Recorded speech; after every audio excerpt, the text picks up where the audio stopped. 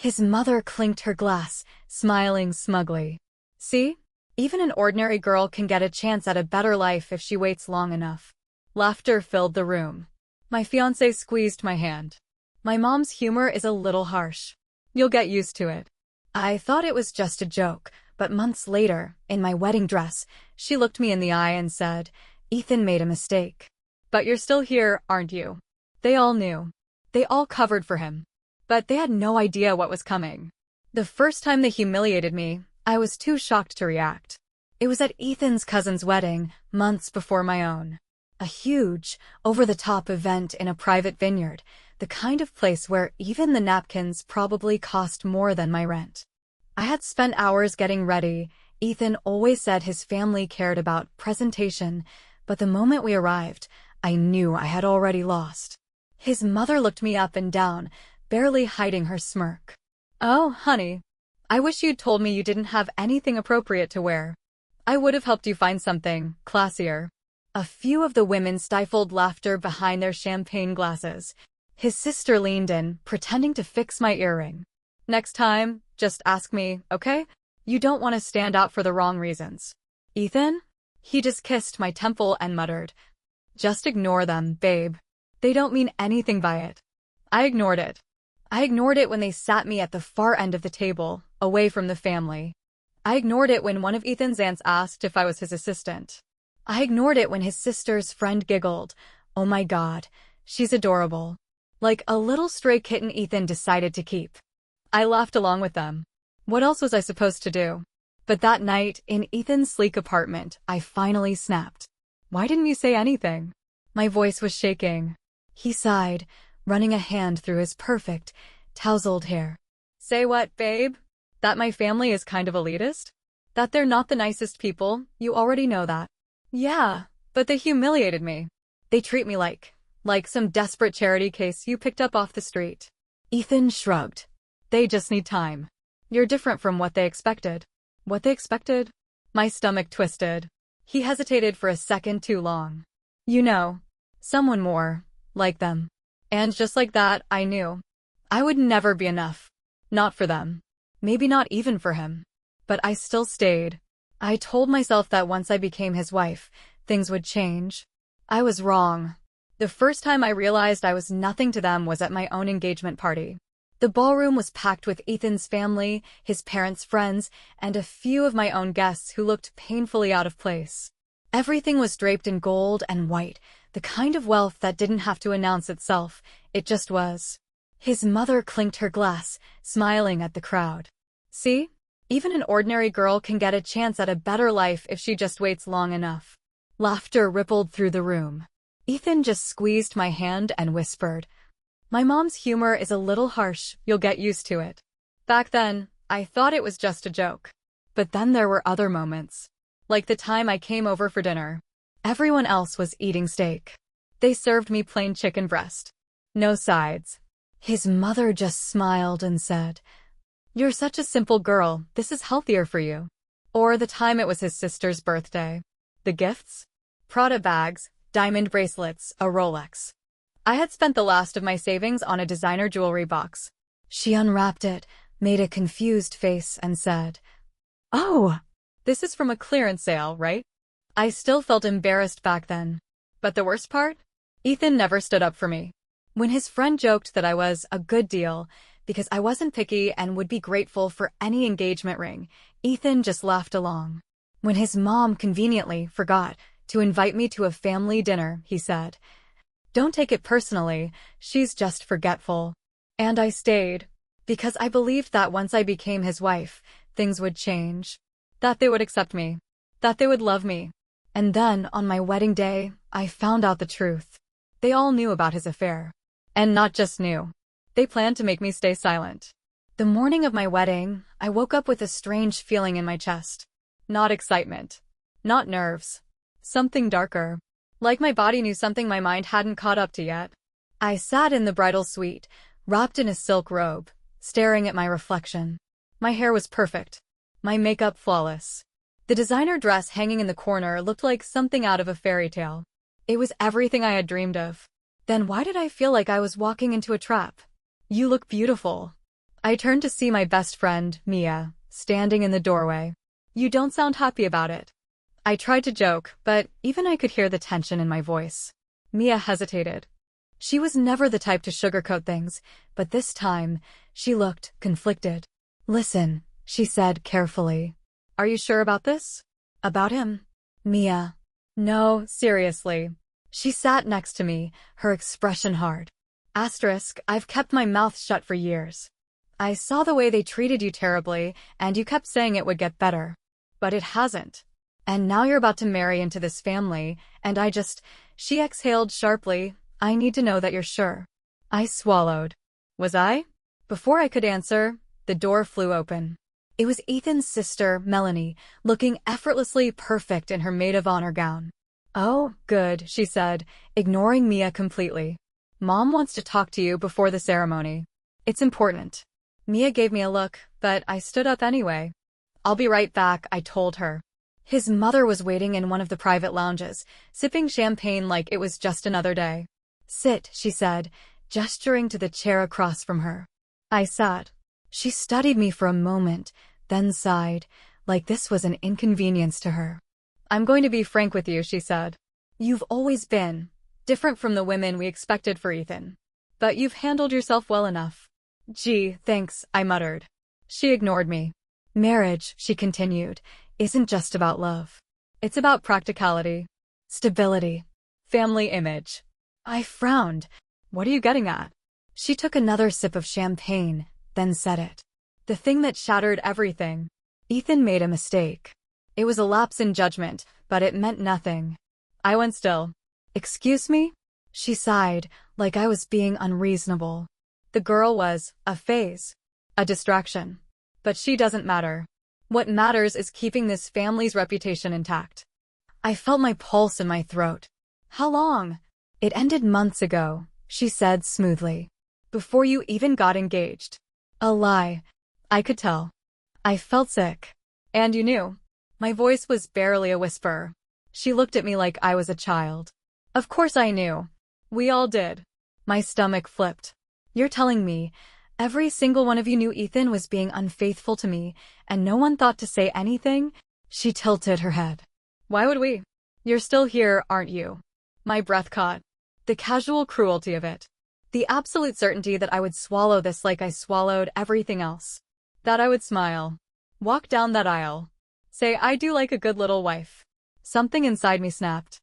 I stood up so fast my chair scraped against the floor. Her eyes widened. Sit down. No. She set down her glass, her expression tightening. You're overreacting. Overreacting. I laughed, sharp and humorless. Your son was unfaithful to me, your whole family covered for him, and you think I should just go through with this wedding like nothing happened? It was a mistake, she repeated, standing up too. Do you really want to throw away everything over one stupid mistake? I stared at her. She actually thought I was weak enough to go through with it. She actually thought I would rather be humiliated in silence than stand up for myself. Not this time. I turned for the door.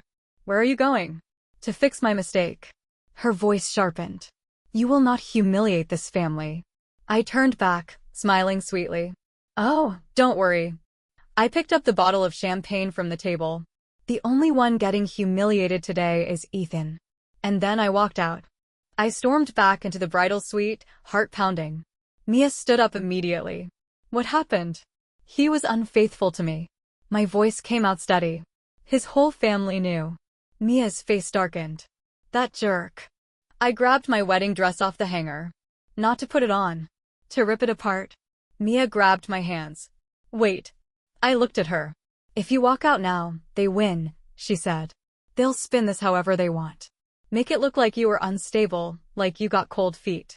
But if you want to destroy him? If you want to take them down? Her lips curled into a dangerous smile. You have to do it right. I took a shaky breath. What are you thinking? Mia's grin widened. We're not canceling this wedding, babe. We're turning it into a funeral. The ballroom was perfect. Crystal chandeliers, floor-to-ceiling floral arrangements, a live string quartet playing something elegant. Hundreds of guests sipping champagne, waiting for the ceremony to start. Ethan stood at the altar, all charm and confidence in his custom tuxedo, chatting with his groomsmen like he hadn't just been exposed as a lying, cheating fool. Like he actually believed I was still going to marry him. "Oh, Ethan. Bless your heart." Mia smoothed out my dress, adjusting my veil. "You ready?" I grinned. I was born ready. The doors swung open. Every head turned as I stepped into the room. A hush fell over the crowd, the kind that only happens when something isn't quite right, but no one wants to say it out loud. I took my time walking down that aisle, soaking in every wide-eyed stare. Every fake smile starting to twitch. Every uncomfortable shift. Ethan's grin was bright and oblivious until I stopped walking. Right before I reached him, the whispers started. He frowned, stepping forward. "Babe?" I held up a hand. "Don't." The room went dead silent. Ethan's mother, perched in the front row, was already looking at me like she knew what was coming. Like she was calculating how fast she could spin this into a lie.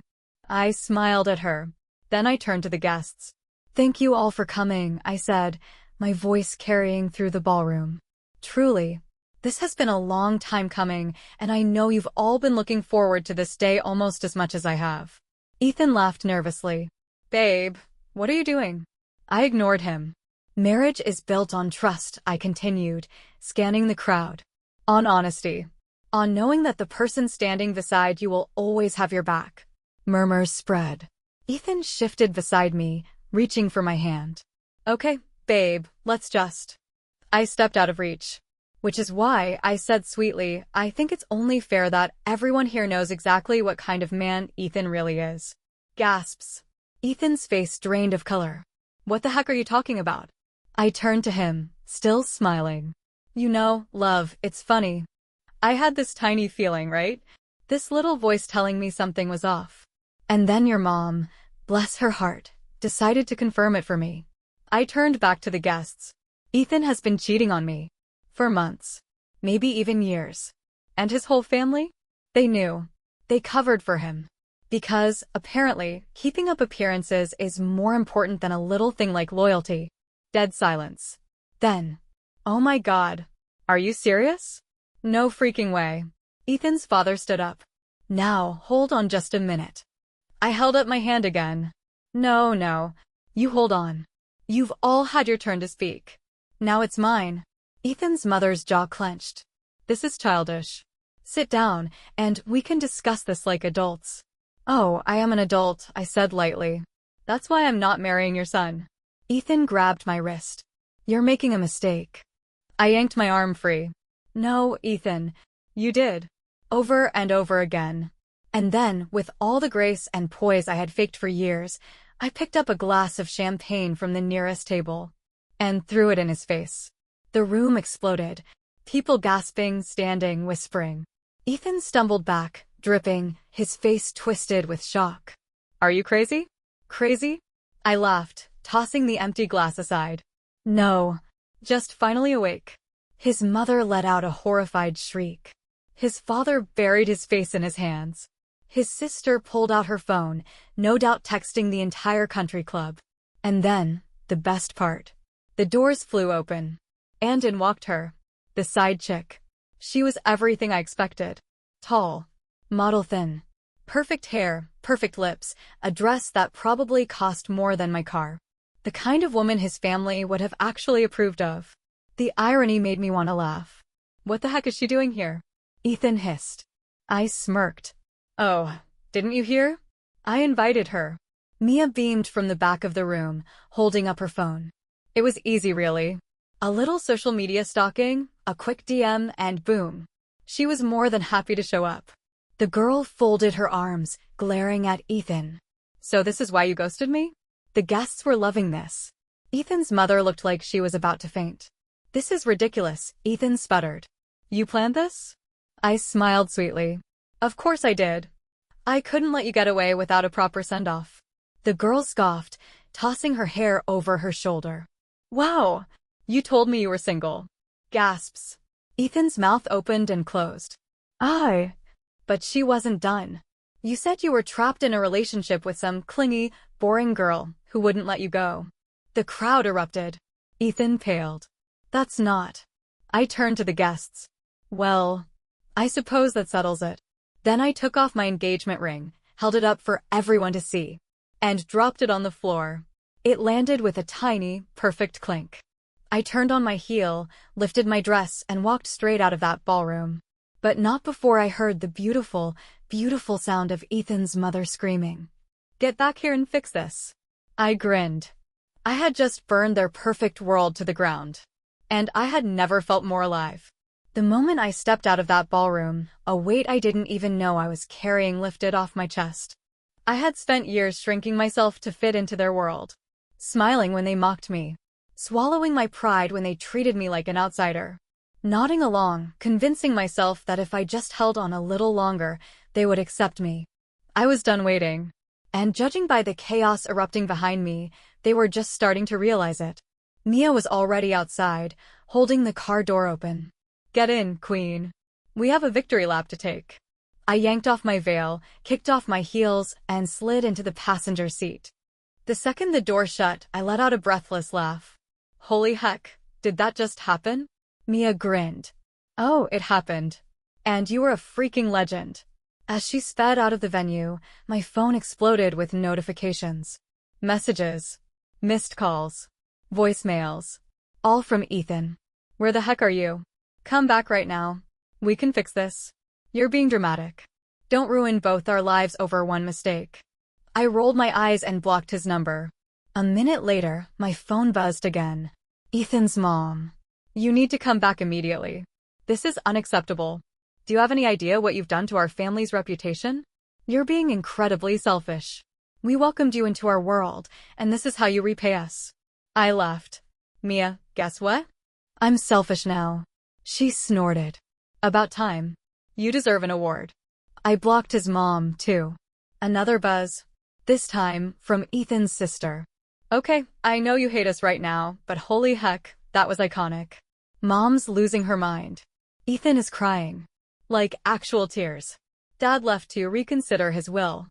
I shouldn't say this, but I always kind of liked you. Can I still follow you on Instagram?" Mia glanced over. What does she want? I showed her the messages. Mia cackled. "Oh, now they like you? Ain't that convenient?" I ignored the messages and turned my phone off completely. For the first time in years, I didn't owe them a single freaking thing. We stopped at a gas station where Mia bought me an energy drink and a bag of spicy chips, the true food of champions. "So what now?" she asked, tossing me a pair of sunglasses. I sighed. "I don't know. I spent so much time trying to survive that wedding, I didn't really think about what came after." Mia bit into her chip, then suddenly froze. Babe?" I frowned. "What?" She turned her phone toward me. "You might want to see this." The second I saw the screen, my stomach dropped. A video. A high-quality, perfectly angled video of my wedding day mic drop moment. Over 2 million views. Title: Bride exposes groom in front of everyone plus throws drink in his face. She ate him up, OMG. The comment section was absolutely unhinged. She's a national hero. Not all heroes wear capes, some wear wedding dresses and a revenge smirk. This woman woke up and chose chaos, and I respect her for that. Ethan crying in the background is my Roman Empire. I scrolled further. Ethan's side chick had commented, "Ladies, always check the DM requests. This could be one day." I choked on my drink. Oh my god. Mia was losing her mind. "Girl, you're a freaking legend." I turned my phone back on just for fun. It was worse than I expected. Ethan's mom had left at least 10 voicemails. I played the first one on speaker. "You manipulative little liar." Click. Mia cackled. "Wow." She didn't even finish the sentence. The next one was more desperate. "This isn't funny. Do you have any idea how many people are talking about this? The board members, the investors." Click. I skipped to the most recent. "Listen to me, you ungrateful." Click. I smirked. "They're in shambles." Mia nodded solemnly. "I love that for you." Just when I thought I had seen everything, another text came in. From Ethan's dad. I nearly ignored it, but curiosity got the better of me. I should have stopped this wedding before it started. "I knew my son didn't deserve you. For what it's worth, I'm sorry." I blinked. Mia peered over my shoulder. "Well, dang. That's unexpected. I shrugged and tossed my phone aside. Too little, too late. She nodded. Exactly. Now let's go celebrate your freedom. And with that, she hit the gas, blasting my favorite revenge anthem as we drove off into my brand new life. No fiancé. No in-laws. No regrets. Final update, I was sipping an iced latte on the balcony of my new apartment when my phone buzzed. Unknown number. I already knew who it was. I let it ring out, taking another slow sip of my coffee. A few seconds later, a voicemail popped up. Hey, it's me. Ethan. I rolled my eyes. I don't know if you'll ever listen to this, but I need to talk to you. His voice sounded tired. You ruined my life, you know that? My job, my reputation, my family. I snorted. Oh, Ethan. Sweet, clueless Ethan. I didn't ruin his life. He did that all by himself. In the 12 months since I walked out of that wedding, my life had completely transformed. I moved into my own apartment, a bright, airy space with zero memories of Ethan or his awful family. I started traveling, doing things for me instead of trying to fit into someone else's world. And thanks to the absolutely unhinged level of internet fame from my wedding video, I had opportunities one never would have imagined. Podcasts, interviews, even a book deal. Mia called it my villain origin story. I called it finally living my freaking life. Ethan's life, on the other hand, a complete dumpster fire. His family lost investors because of the scandal. His father nearly disowned him. His mother? Well, let's just say she wasn't getting invited to charity galas anymore. And Ethan himself? Last I heard, he was working at a different real estate firm, one without his father's name to protect him. He had a new girlfriend, of course. Blonde. Rich. Exactly the kind of girl his family had wanted him to marry. But according to Melanie, his sister, the relationship was already falling apart. He's miserable, she texted me a few months ago. Mom still won't talk to him. Dad doesn't respect him. And his new girlfriend? Total nightmare. She sent another text right after. Not that I'm defending him, but you really did a number on him. Kinda iconic, honestly. I laughed. Iconic indeed. One afternoon, I was at my favorite bookstore, flipping through a novel, when I felt someone staring at me. I turned my head. And there he was. Ethan. His hair was slightly messy, his suit not as crisp as I remembered. There were dark circles under his eyes, like he hadn't slept well in months. For a second, neither of us moved. Then he walked toward me. Hey, he said. I raised an eyebrow. Hey. He rubbed the back of his neck. You, look good. I did. Glowing, actually. Thanks, I said. You look. I tilted my head, pretending to think. Surprisingly alive. He huffed a laugh. I deserved that. Yep. He exhaled. Look, I wanted to say I'm sorry. For everything. I just stared at him.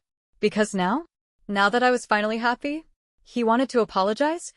I sipped my coffee. Cool. He blinked. That's it. What else do you want? I shrugged. Forgiveness? A second chance? A dramatic speech about how I miss you. He looked away. I don't know. I smiled.